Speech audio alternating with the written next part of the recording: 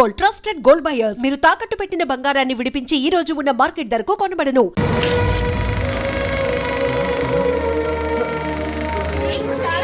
నీ చేతుల్లో పెట్టడానికి పెరుగుతున్నాను.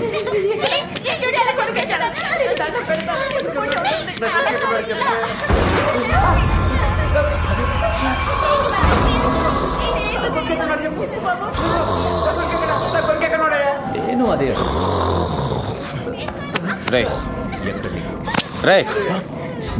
ఏరా ఇంకా సినిమా అవలేదుగా, పంపలు అంటుకున్నట్టు లేపేందుకు? నీ గురక్క నాకు డైలాగ్ వినపట్లేదు. అయ్యి బాబోయ్, ఇదో సినిమా మళ్ళీ దీనికి డైలాగులు తూ.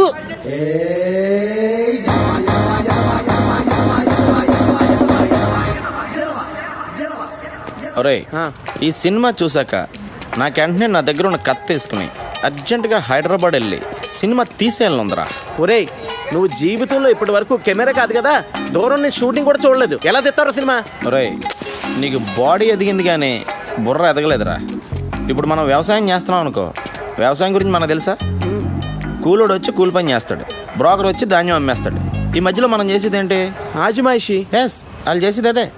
ఇప్పుడు మనం టీవీలో చూస్తున్నాంగా, షూటింగ్లో టీవీల ముందుకు వచ్చి అందరి మీద అజమాయిషి తప్ప ఇంకేం చేస్తున్నారు వీళ్ళు? అవునరా, నాకు తెలియక అడుగుతున్నాను. ఎవరి దగ్గర అసిస్టెంట్గా చేయకుండా డైరెక్ట్గా డైరెక్ట్ చేశాడని నువ్వేం రాంగోపాలవర్మా? రామ్ గోపాల్ వర్మ. చెప్పుకోక ఆడి గురించే చెప్పుకోవాలరా. అదేంట్రా, శివ లాంటి గొప్ప సినిమా తీసాడు కదా. శివ గొప్ప సినిమారా, కాదంట్లా, కానీ టాలెంట్తో తీసాడా. మరి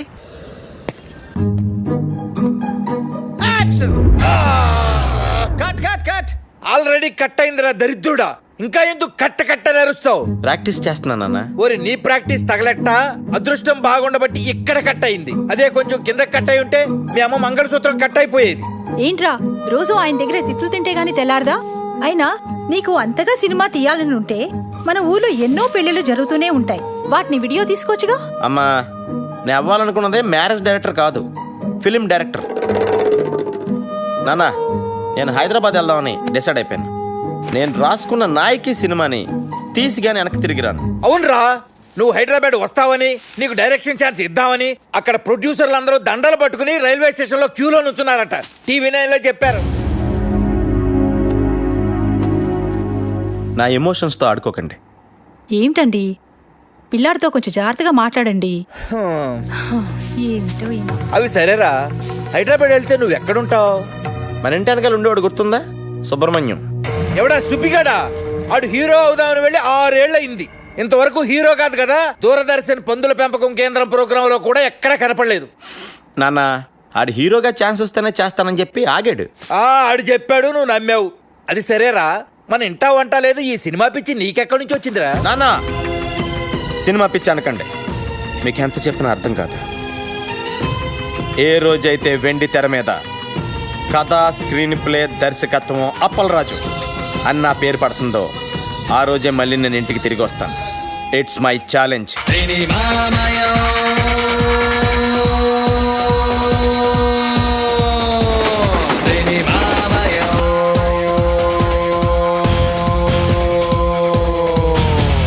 ప్రపంచమే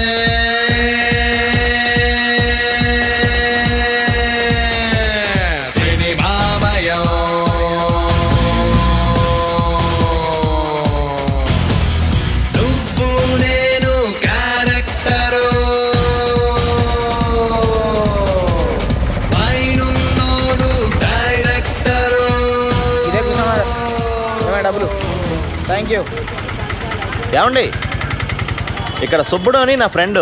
నువ్వు హీరో అయిపోదామని వచ్చావా? కాదండి, డైరెక్టర్ అవుదామని వచ్చాను. వాడు షూటింగ్కి వెళ్ళాడు. షూటింగా? మావాడప్పుడే హీరో అయిపోయాడా? చాలా పెద్ద హీరో అయిపోయాడు. షూటింగ్ ఎక్కడ?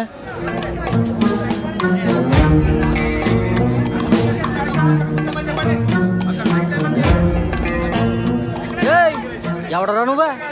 ఏం పని ఇక్కడ? హీరో గారి ఫ్రెండ్ని. నువ్వెవడరా? అయ్యి బాబు, హీరో గారి ఫ్రెండ్ అండి.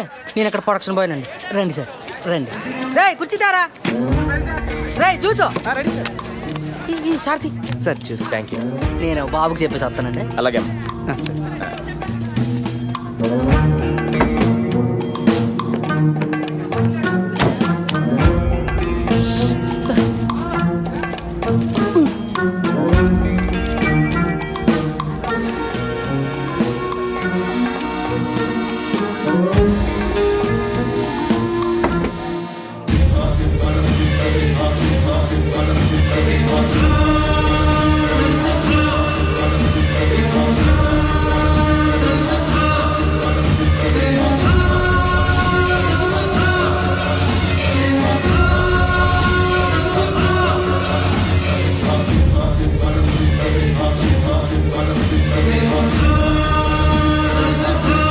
సార్ నమస్తే సార్, నా పేరు అప్పలరాజ్ అండి.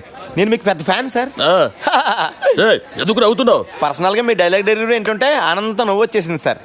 సార్ ఈ సినిమాలో మా ఊరి పక్కన మీరు కూడా చేస్తున్నారా సార్? మీవాడా? నా పక్కన చేస్తుంది అనుష్క. Anushka heroine sir. నేనేది మా ఊరితో కలిసి మీరు కూడా చేస్తున్నారా అని. మీవాడా?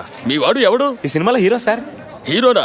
హీరోని నేనే, వీర హనుమాన్ రెడ్డి. మీరు హీరోనా?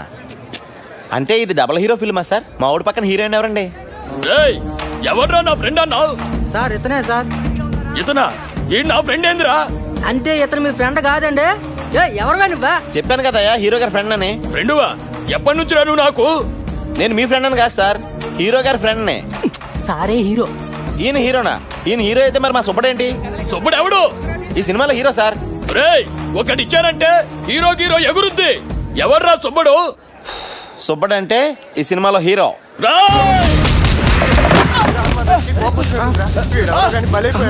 హీరో ఫ్రెండ్స్ కి అసలు వాల్యూ లేదా? ఊరికాని ఊర్లో ఒక్కనే చేసి కొడతారు. అమలాపురం అని చెప్తాను మీ పని. సినిమా బయటింగ్ అనుకున్నా. సినిమా ఇండస్ట్రీలో నెగ్గుకురావడం చాలా కష్టం అని రంభా థియేటర్ వెనకాల సిగరెట్ కాల్స్తూ చెప్పానా లేదా? హీరో వేషాలు వేస్తారని వచ్చి కోతేసాలేంట్రా? ఆర్టిస్ట్ ఉండేది ఫేస్ వాల్యూ కదరా.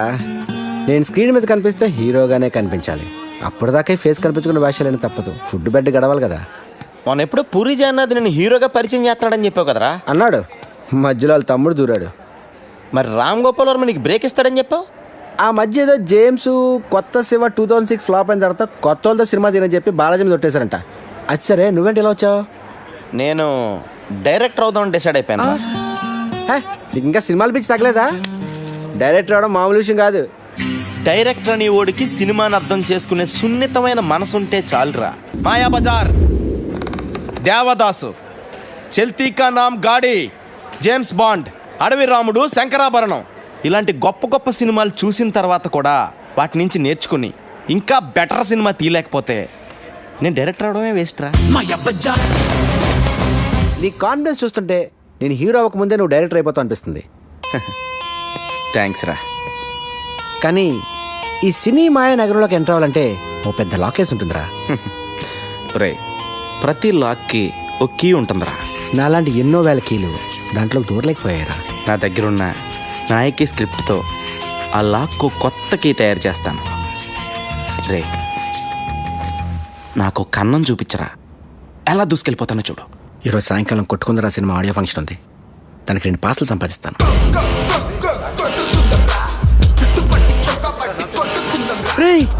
అటుపక్క డైరెక్టర్ రాజమౌళి వచ్చినట్టున్నాడు రా. వెళ్ళి కలిసి వద్దాం పదా. రే, బ్యాటరీని చూసేదే ఉందరా. అబ్బో, వచ్చాడండి పెద్ద డైరెక్టర్. నువ్వు ఎక్కడే ఉండు, నేను వెళ్ళి చిన్న గోలీ వేసి వస్తా.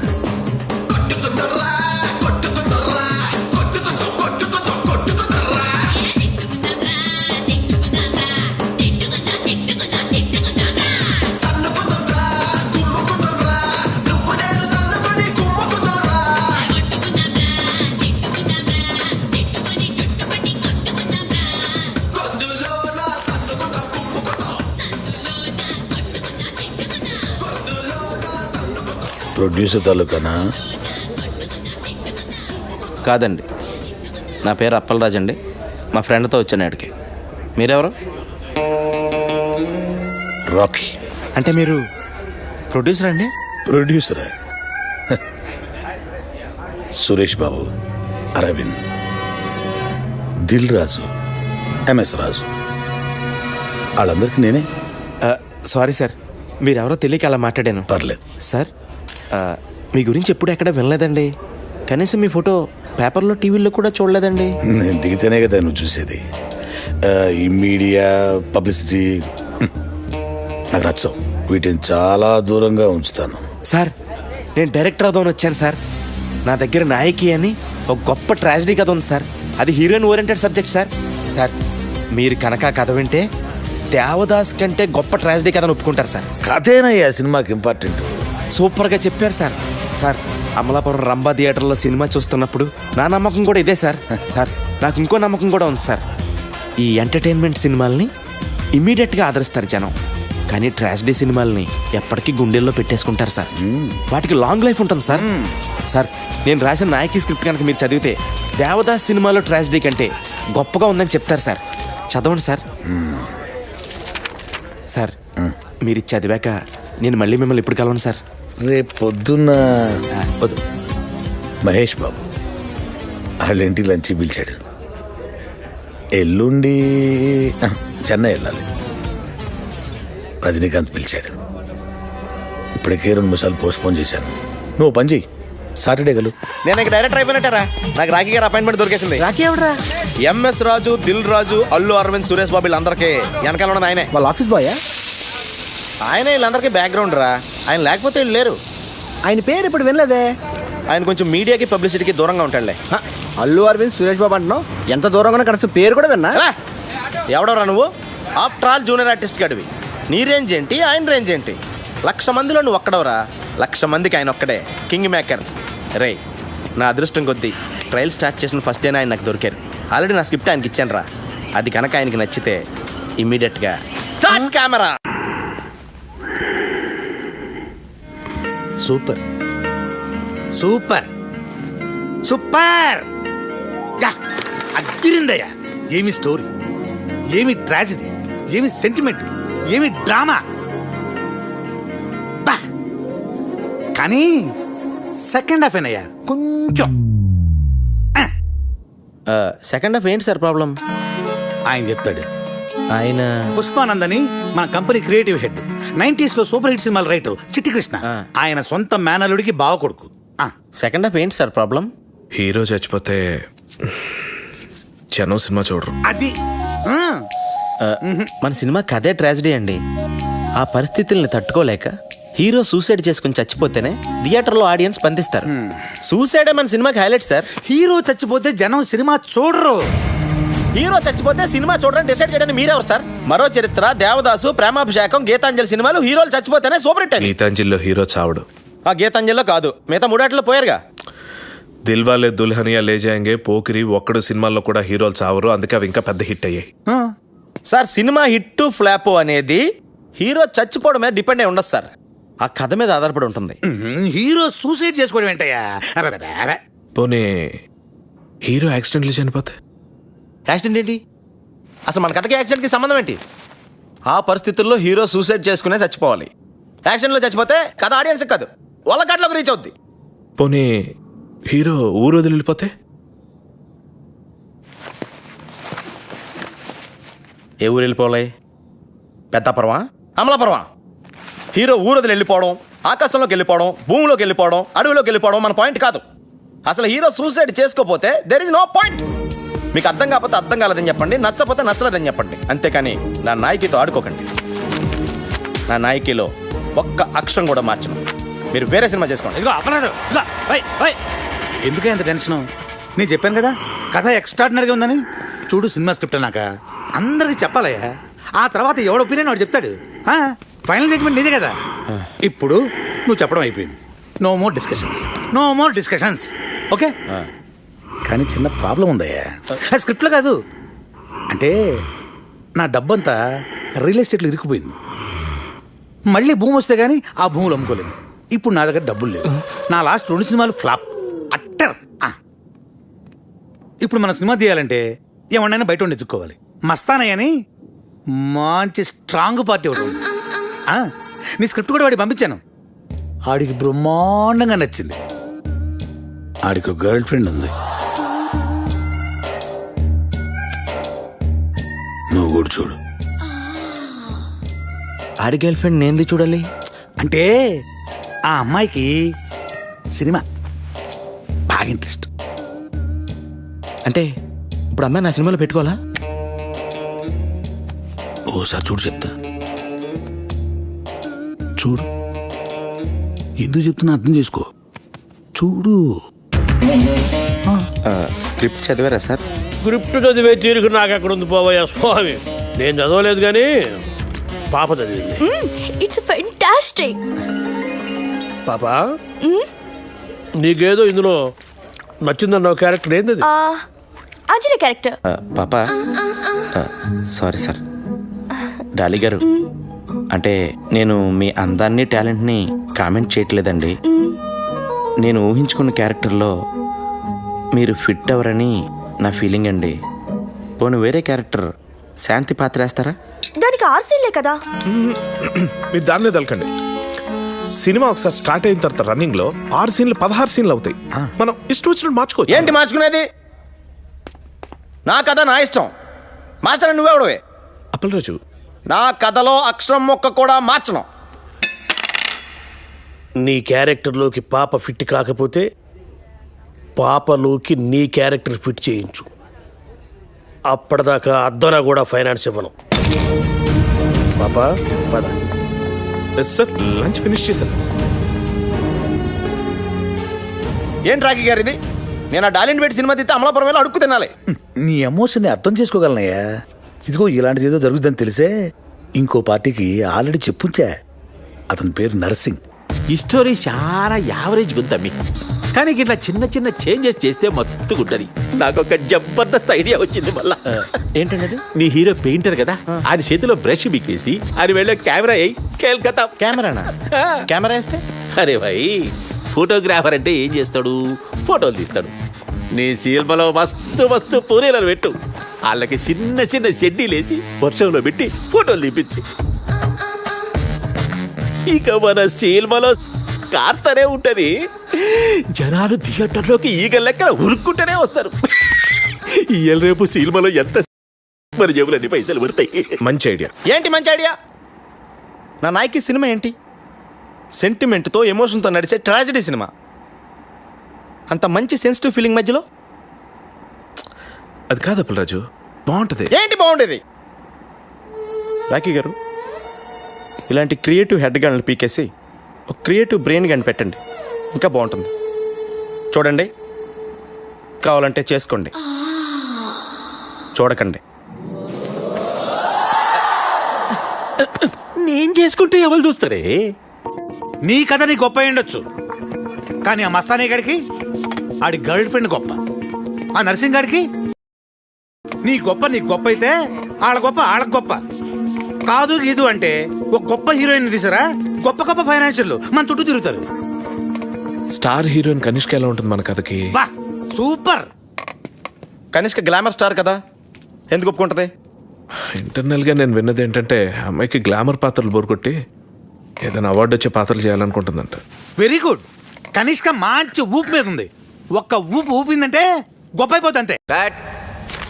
Oh my god, you were mind-blowing, baby. బాబు గారు, మీ ఎక్స్ప్రెషన్ సూపర్. థ్యాంక్స్. అది మా తాతగారు 179th ఫిల్మ్లో శ్రీదేవి నడుం పట్టుకుని ఇచ్చిన ఎక్స్ప్రెషన్. నాకు తెలుసు బాబు గారు, మీ బాడీ లాంగ్వేజ్ కూడా మీ నాన్నగారి 50th ఫిల్మ్లో యూజ్ చేసిందే. మీరు ఒప్పుకున్నా ఒప్పుకోకపోయినా మీ తాతగారి కన్నా మీ నాన్నగారి కన్నా అన్నీ మీకు ఎక్కువే. అదే నా మ్యాజిక్ టచ్.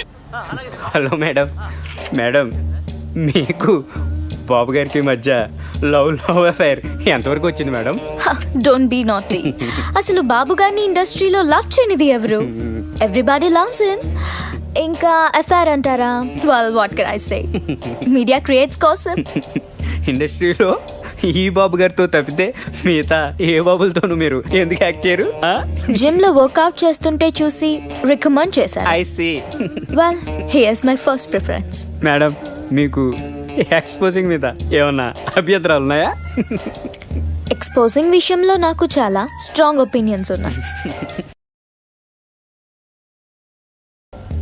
మేడం, మీ డ్రీమ్ రోల్స్ ఏమైనా ఉన్నాయి మేడం? గ్లామర్ రోల్ చేసి చేసి బోర్ కొట్టింది. అవార్డ్ వచ్చే క్యారెక్టర్ చేయాలన్నదే నా dream role. Okay, that's all. Thank you. Sir, madam గారు ఇప్పుడే అవార్డు వచ్చే క్యారెక్టర్ చేయాలని చెప్పారు కదా సార్. నా దగ్గర అంటే గొప్ప స్టోరీ ఉంది సార్, వెళ్ళి చెప్తాను సార్. మేడం గారికి గిసొంటి కథలు చెప్పేందుకు రోజుకు డజన్ల మంది వస్తుంటారు. ఆమె పిఏ తేజ గారు ఉంటారు, పోయి అక్కడ కలవండి. అక్కడ ఆయన ఎక్కడ ఉంటారండి? పిఏ గారు డ్రైవర్ రెడ్ షీట్లో అక్కడ ఉన్నాడు, ముందెళ్ళి అతను కలవండి. సార్, ఇక్కడ పిఏ తేజ గారు డ్రైవర్ ఎవరండి? ఏంటి? కనిష్క్ గారికి కథ చెప్పాలండి, అందుకే పిఏ తేజ గారిని కలవాలండి. బడ్జెట్ ఎంత? అది ఇంకా ఫిక్స్ అవ్వలేదండి. సినిమా బడ్జెట్ కాదయ్యా, నా బడ్జెట్. సరే, ఇదిగో సార్. ఇలా ఎంతమందిని కలవాలరా? ఏదో రిలేషన్ చెప్పి రోజు ఎవరినో ఒకరిని తీసుకొస్తావు. ఈడు మాత్రం నాకు నిజంగా చిన్నప్పటి నుంచి బాగా ఫ్రెండ్ అండి. మీ అమ్మ మీద ఒట్టే